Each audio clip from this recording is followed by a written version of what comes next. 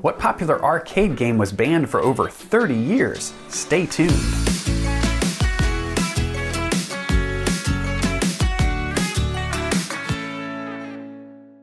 Hey, I'm Mark, your host. Thanks for joining me again as we continue to look at all things creative and innovative, historic and nostalgic, and fun. If your answer to my question earlier was the slot machine, you're completely wrong. It was actually the pinball machine that was banned for over 30 years in New York City, and we'll have more details about that coming up. Did you know that pinball actually evolved from early lawn games in Europe, where they would roll a ball towards a hole in the ground or stake in the ground or around obstacles like bocce or croquet?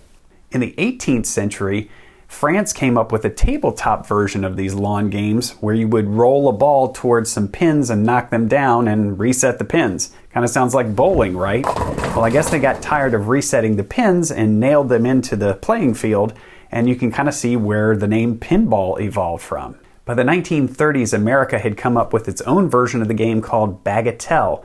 And if you actually go back to episode 16 of Your Creative Brief, you'll see a really cool early Mickey Mouse Bagatelle game that I photographed in Disney parks. Anyway, this early Bagatelle game, once you launched the ball, it would just fall into different areas of pins that had various points assigned to them. The great thing at being around the 1930s in America was it was just after the Depression, and pinball was a very affordable game that everyone could play.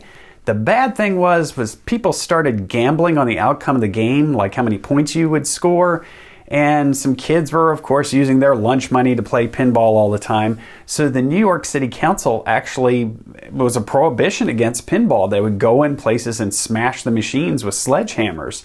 And they outright banned pinball from New York City from 1942 to 1976. What happened over the next few decades was a whole lot of innovation with the game, with the addition of bumpers and flippers and all sorts of special features. And this eventually led to the New York City Council considering the game a game of skill instead of a game of chance or luck. And so the ban was removed. Yay! What I love about this and why I'm talking about it on Your Creative Brief is that creativity and innovation not only solved a problem, but it made the gameplay that much more enjoyable. Many of us can remember the awesome arcades of the 1970s and 80s at your local mall or maybe a vacation spot. And this is really the electronic age of pinball with all sorts of features and intellectual property woven in.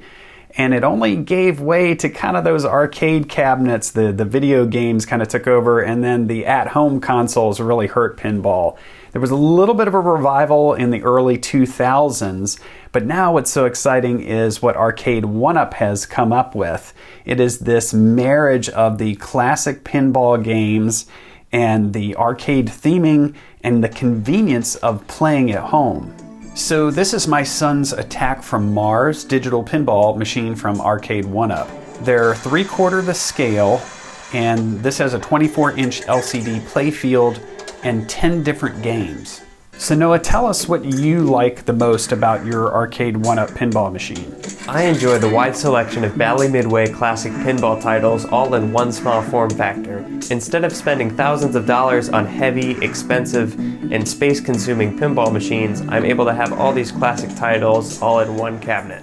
One of the best features I love about the Arcade 1-Up pinball is that you don't have to put coins in it to play. Now, I remember in the 70s and 80s, if you were the first person to plug a pinball machine in, often you'd get a free game, but that's not necessary here. Some people are really nostalgic though, and they will modify their Arcade 1-Up to put a coin-op door on the front of it. I always like to invite you to leave me some comments below, and for this episode, maybe it's about your nostalgic memories of arcades from the 70s and 80s. Maybe you have one of these Arcade 1-Up machines and like to share some thoughts about that. As always, thanks for watching. I'm Mark for Your Creative Brief.